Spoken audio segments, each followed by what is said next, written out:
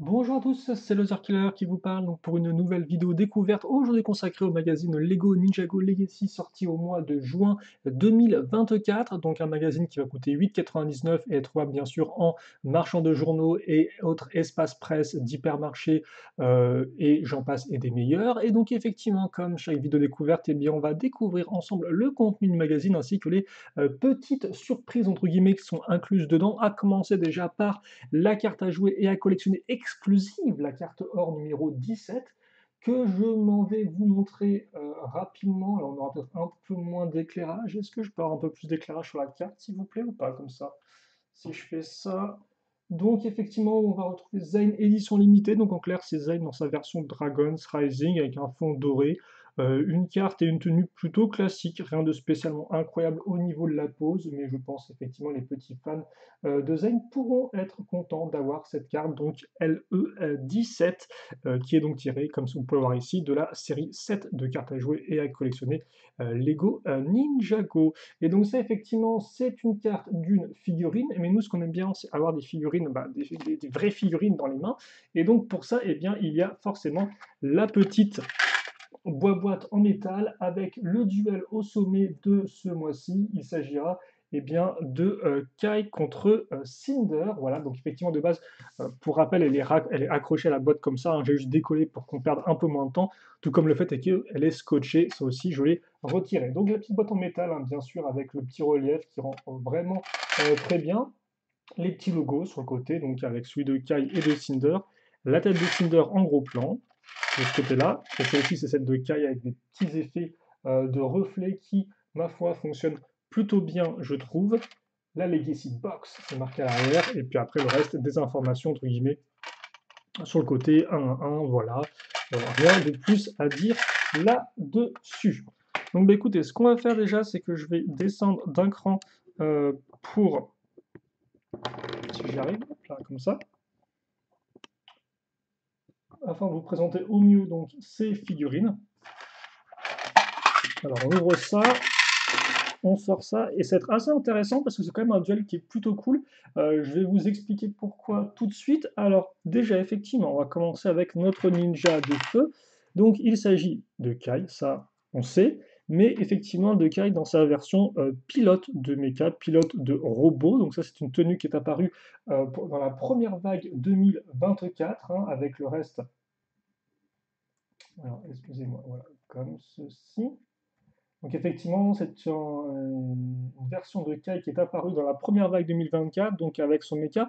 Euh, une figurine qui est trouvable dans deux modèles, donc effectivement le mecha de Kai qui coûte je crois une quarantaine d'euros si je ne m'abuse, et surtout aussi une figurine que vous pouvez retrouver dans les petits sets de dragons entrée de gamme à 10 euros, dont je n'ai plus le nom, vous m'excuserez, où effectivement eh bien, ce sera la même figurine, et d'ailleurs ce sera même un peu plus que ça, car en effet, il y a une différence entre les deux versions de Kai dans les deux modèles que j'ai cités. Dans le mecha, il n'y a pas d'épaulette et il y a effectivement une cagoule avec deux teintes de rouge, tandis que eh bien, dans le set du petit dragon à 10 euros, vous avez une cagoule rouge et dorée, donc comme celle de ce magazine, et vous avez des épaulettes, qui elles par contre ne sont pas présentes dans cette surprise-là. Ce qui est dommage, vu qu'il vient avec un katana, et les épaulettes plus fourreau auraient pu être utiles effectivement pour ranger le katana en question. Pour le reste, comme vous avez pu le remarquer, hein, bien sûr, on a les deux têtes de face imprimées introduites dans Dragon's Rising 2023, voilà. Et donc une figurine plutôt cool pour ceux qui ne l'auraient pas encore chopé. Même si là encore, je vous rappelle que le set de dragon à 10 euros, comme son nom, bah déjà, au vu du prix, coûte à peu près le même prix que le magazine, tout simplement, et contient aussi une seconde figurine. Et je vais vous trouver le nom, c'est le Kai's Rising Dragon Strike. Voilà, les Dragon Strike, effectivement, j'avais plus le nom en tête, je vous prie de m'excuser.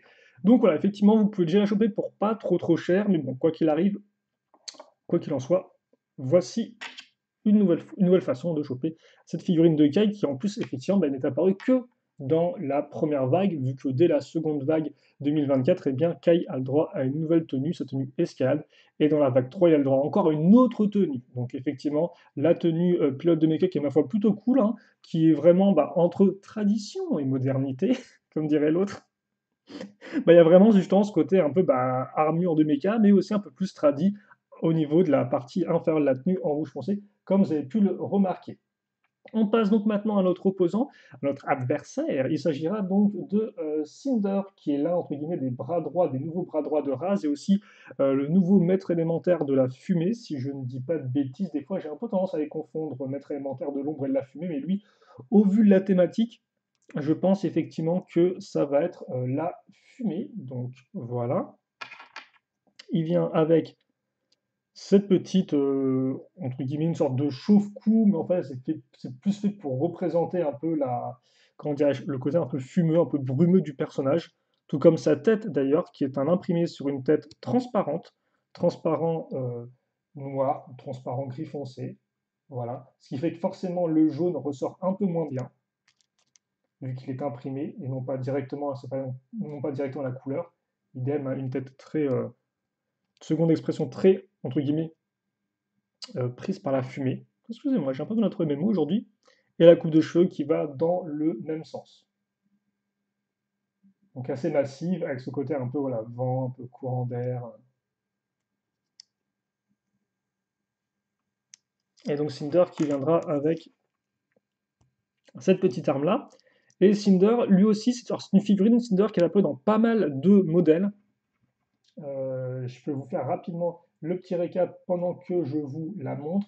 Apparu dans le set de Egalt dans la première vague, et puis ensuite, effectivement, il s'est démocratisé dans la seconde vague, en apparaissant donc dans le méca élémentaire de Lloyd, ainsi que dans le buggy de Harin, et dans le repère des guerriers loups, tout simplement guerrier à masque de loup, devrais-je dire même.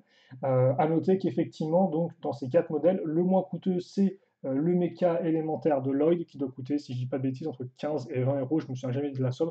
Je crois que c'est 20 euros. Voilà. Donc, ce qui veut dire qu'effectivement, contrairement à Kai, où vous pouvez trouver un set plus ou moins au même prix, là, Cinder, par contre, c'est vraiment la façon la moins chère de le choper. Alors, bien sûr, effectivement, dans le set de Lloyd, vous avez en plus un mecha. Bon, ça, après, c'est à vous de voir ce que vous voulez.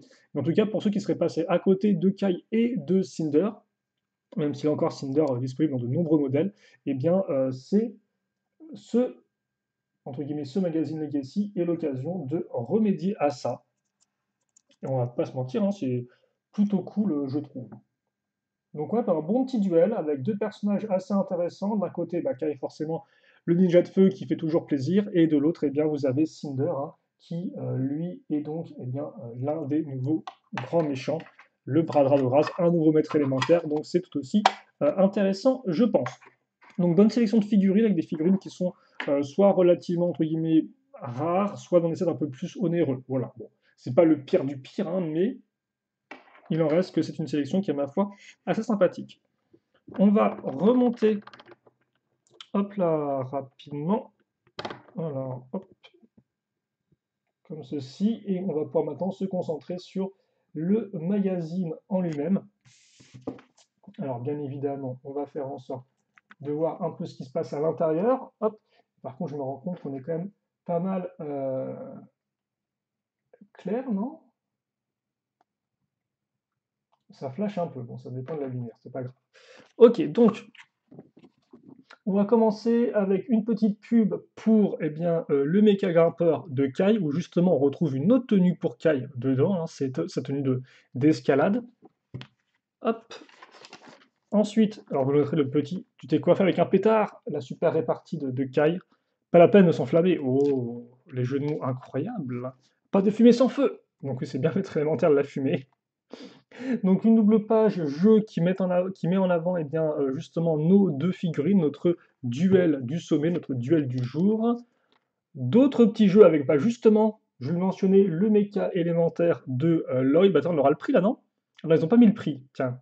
Ils sont pas allés jusqu'à là pour la pub, ils ont juste mis la référence, le nom, les figurines et le nombre de pièces. Mais par contre, le prix, ça, ils hésitent un peu à te le mettre, parce que sinon, ça ferait peut-être un peu trop pub. Peut-être que c'est juste interdit, je sais pas. Bon, bref, peu importe. En tout cas, le méca Lloyd, qui a une forme intéressante, mais qui est pas mon préféré, je vais vous avouer, dans les mécas de cette taille-là de cette année. L'autre maître élémentaire, l'histoire. Oh, Cinder n'est pas le premier maître élémentaire de la fumée que les ninjas rencontrent lors du tournoi des éléments du maître Shen. Kai fait face au mystérieux H, effectivement, tout à fait vrai, H. Et donc H qui était lui apparu uniquement, si je dis pas de bêtises, dans un pack de figurines, un pack de 3 figurines avec justement Shadow, si je ne m'abuse, le maître de l'ombre. Mais je peux me tromper, n'hésitez pas à me dire si je me trompe ou pas, mais en tout cas, je pense qu'il était apparu avec Shadow, ainsi qu'une autre version, une nouvelle version de Skylor, qui était en fait la version dans laquelle, qui était en fait sa tenue, avec laquelle elle apparaissait dans la saison des Pirates du Ciel, si je ne m'abuse. On enchaîne avec une petite bande dessinée qui va justement mettre en avant Ash, semblerait-il. Là encore, effectivement, ça reste le magazine Legacy, donc on est quand même censé un peu parler du passé. Vous remarquerez que les ninjas ont toujours leur tenue Ninjago Core. Bref, je passe la bande dessinée, là encore, vous la lirez par vous-même. Livraison express, donc ça va être un jeu sur 2 pages, mais qui est coupé.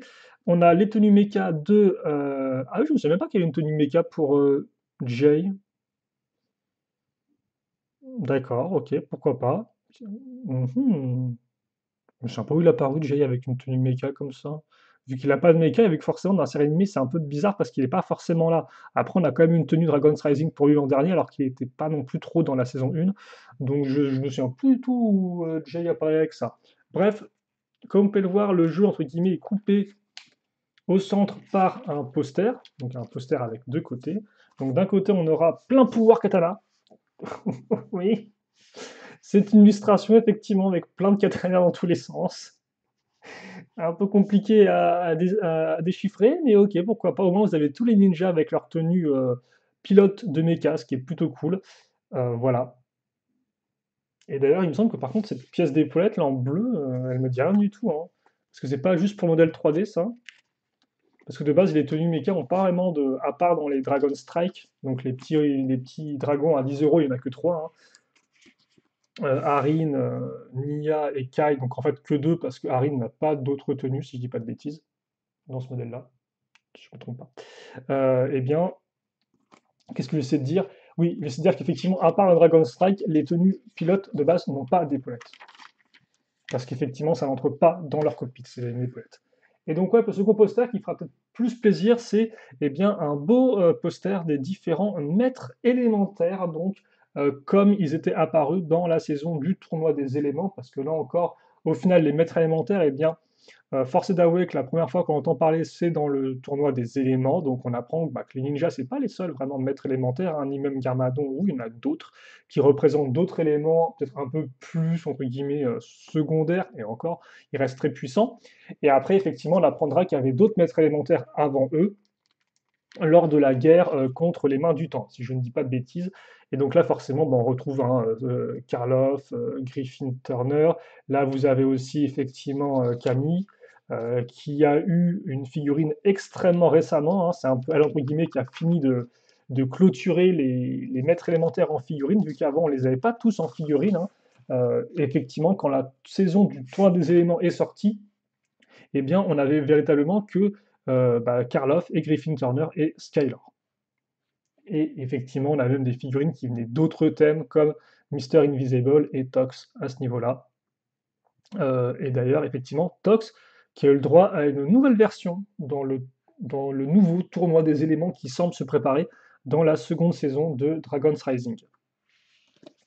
Voilà. Ok. Donc ouais, il y a un parcours, il y a peut-être des dés aussi, effectivement. Si je dis pas de bêtises, il faut un dé ou pas? Ah oui, il faut un dé. Voilà. Donc bref. Un jeu un peu plus complexe sur 2 pages. Le petit poster des maîtres élémentaires qui fera plaisir. La seconde partie de la bande dessinée. Avec toujours H, mais pas Cinder, visiblement. Là encore, je vous laisse découvrir ça par vous-même. Ensuite, on aura Zayn. Bah, Zayn, effectivement, là en carte. Le Spinjitzu interdit le chiffre de glace. Ok, d'accord. Donc on va revenir effectivement sur ce chapitre douloureux. Pour Zayn aussi, qui était effectivement l'empereur de glace et qui bon, bah, a fait des petites choses pas très très cool. Et je crois qu'ils l'ont enfin rementionné, ça, le fait qu'il avait quand même participé à des trucs pas très très cool qu'on était en port de glace. Je sais plus dans quelle saison ils en parlent, ça me semble qu'ils le mentionnent à un moment en mode. Parce que c'est vrai qu'au final, la fin de la saison est vraiment très abrupte, hein. Ils le libèrent. Vex, si je dis pas de bêtises, c'est ça, est emprisonné immédiatement, enfin est exilé, et puis voilà, après il est temps de partir, et puis ciao, au revoir, quoi. Et c'est vrai qu'après, dans les saisons suivantes, il revenait pas vraiment trop sur ce qui s'était vraiment passé avec Zayn, entre guillemets. ou comment lui avait pu percevoir ces éléments, ces événements, alors qu'il n'était pas forcément en pleine possession de son corps. Mais je crois qu'ils l'ont mentionné, alors je sais pas si c'est dans Cristallisé, ou alors peut-être dans la première saison de Dragon's Rising. À vous de me dire, les fans, dans les commentaires. Voilà. Donc, en tout cas, Legacy continue et qui nous parle bah, de la saison 11, celle-ci. Donc, le Spinjitzu interdit. Complétez votre collection sur le site internet de l'éditeur Blue Ocean. Bien sûr, Akita, que j'aime beaucoup, un de mes personnages secondaires préférés de tout Ninjago, avec sa version loup. Enfin, là encore, ça, c'est une saison que j'ai beaucoup appréciée personnellement. Je sais que les fans, c'était pas forcément trop le cas. Il y avait quelques craintes au début, effectivement, avec le nouveau format d'épisode, la durée, le style, etc., qui changeait un peu. Mais moi, honnêtement, aussi bien en termes de set qu'en termes de saison que j'ai pas mal apprécié tout de même. Après, je l'ai beaucoup re-regardé pour des questions de vidéo, donc ça a peut-être dû jouer aussi. Petite enquête dans laquelle vous pourrez gagner donc effectivement bah, le Destiny's Bounty Dragon's Rising sorti en 2023, ce qui est plutôt cool, ainsi que le robot élémentaire de Feu de Kai dont on parlait, et où justement apparaît la version pilote de robot de Kai qui est présente dans ce magazine. On tourne et oh donc, bah, visiblement on n'aura pas trop à attendre cette fois-ci. Il n'y aura pas 2 mois d'attente car le 31 juillet les loups attaquent. Et donc on aura un petit duel au sommet. Garde au masque de loup contre Harin. Donc ça c'est plutôt cool ma foi, avec une nouvelle carte, donc J édition limitée, hein, c'est J... Ah ben en fait je pense que les éditions limitées c'est leur version avec leur tenue Dragon's Rising saison 1, mais où effectivement ils n'ont pas de cagoule, et donc il y a leur tête entre guillemets civile avec la coupe de cheveux. Ok.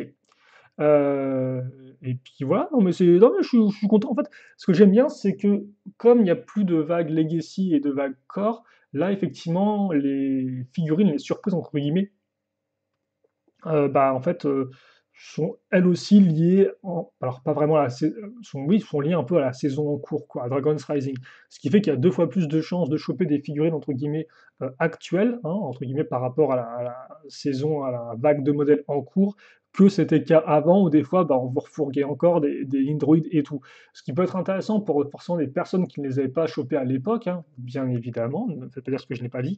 Mais là, je trouve ça assez intéressant, ça donne plus de diversité, et ça veut dire qu'à la fin, bah, vous aurez peut-être un maximum de figurines Dragon's Rising assez différentes, aussi bien, bien les ninjas classiques, hein, ça forcément ils sont toujours aux abonnés présents eux, mais aussi bah, peut-être un peu plus de méchants, peut-être un peu plus effectivement de personnages secondaires. Bon, Harin, maintenant est bien sûr un personnage principal, mais c'est un ninja effectivement qui est apparu après les 6 premiers. Voilà. Donc ça c'est plutôt cool, même s'il me semble que Harin on l'a déjà eu dans le magazine Lego Ninjago traditionnel, et équipé, hein, si je me trompe pas.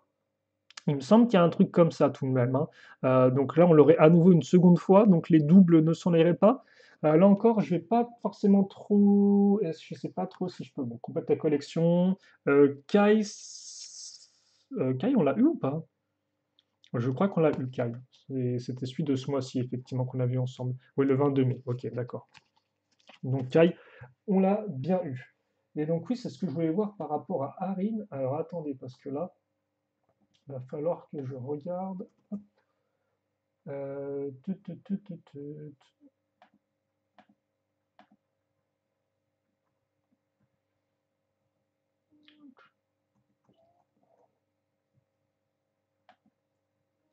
Moi, ce que je voulais voir, si là, on avait déjà dans un. Ouais, c'est ça. Harin, effectivement, en version complète, donc avec la cagoule, avec le fourreau, etc., dans sa version Dragon's Ring saison 1, on l'a déjà eu dans le magazine. Donc, c'est un peu un doublon. Donc, même si je suis en mode, ah, je suis content, bon, visiblement, on va pas, on aura toujours un peu à faire au doublon. C'est comme ça. Comment est-ce que je suis en train de mettre mon truc, moi? N'importe comment. Excusez-moi.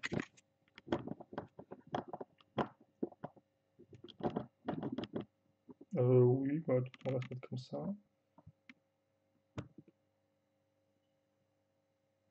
On va s'ajuster ici. Hop.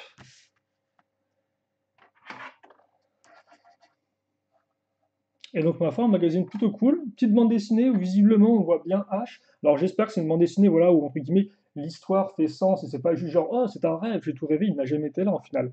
Mais en tout cas, c'est cool de revoir des vieux maîtres élémentaires. La petite partie histoire sur effectivement la saison du Spinjitzu interdit, qui peut aussi toujours faire plaisir. Alors, attendez, comme ça. Ah, on est quand même pas très très proche de... Attendez, est-ce que je peux mettre un peu plus proche? Mhm. Alors là, c'est moi qui tente des trucs en direct, autant vous dire, c'est peut-être pas le, peut-être pas le meilleur moyen pour faire ça. Ah, attendez, si je peux peut-être faire un truc comme ça. On serait assez proche de nos...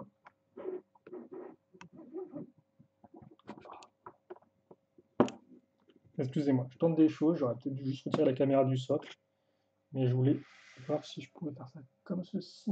Voilà. Hop, on va faire la petite mise au point qui va bien. On va bloquer cette partie-là. Voilà. Et donc oui, un magazine, ma foi, plutôt cool, avec une bonne sélection de figurines. N'hésitez pas à vous à me dire ce que vous en pensez, si vous comptez vous le prendre, si vous l'êtes déjà procuré. Et puis bah écoutez, dites-moi aussi ce que vous pensez du fait que maintenant on aura le double de figurines Dragon's Rising avec le magazine Legacy et avec le magazine traditionnel. Est-ce que ça vous tente? Est-ce que ça vous plaît? C'est vrai qu'en plus on est directement passé au guerrier loup. C'est vrai qu'ils auraient pu traîner encore un peu plus de temps sur les soldats de l'Imperium, et visiblement c'est pas trop le cas. Donc bah écoutez, à apprécier, à prendre en compte, hein, parce que là encore, les guerriers loups, je trouve que c'est des figurines plutôt cool, donc en avoir pas mal pour se créer une petite armée, bah, je dis oui, même si là encore, c'est vrai que la première vague de l'année a bien permis de remplir les rangs de cette nouvelle, entre guillemets, armée, ou plutôt groupe de méchants, hein. La seconde vague, elle, était plus à nous mettre en avant les personnes, entre guillemets, importants, les bras droits, bah, comme justement Cinder, Jordana ou même le grand méchant Raz. Et maintenant, la vague 3 de l'année, elle, met en avant effectivement des versions un peu plus améliorées, vénères de tous ces personnages-là. Voilà, donc une bonne petite répartition des figurines. Et donc, bah, écoutez, moi je pense qu'on va se quitter là-dessus. J'espère en tout cas que vous avez apprécié cette petite vidéo. Donc, comme j'ai dit, questions, commentaires, surtout, n'hésitez pas. Et puis pour le reste, passez une très bonne journée, soirée, goûter, après-midi, bref, tout ce que vous voulez. Ah, et puis à la prochaine. Donc pour les magazines, aussi bien traditionnels, Ninjago, que la version, le penchant, Legacy. Allez, salut à tous et à toutes.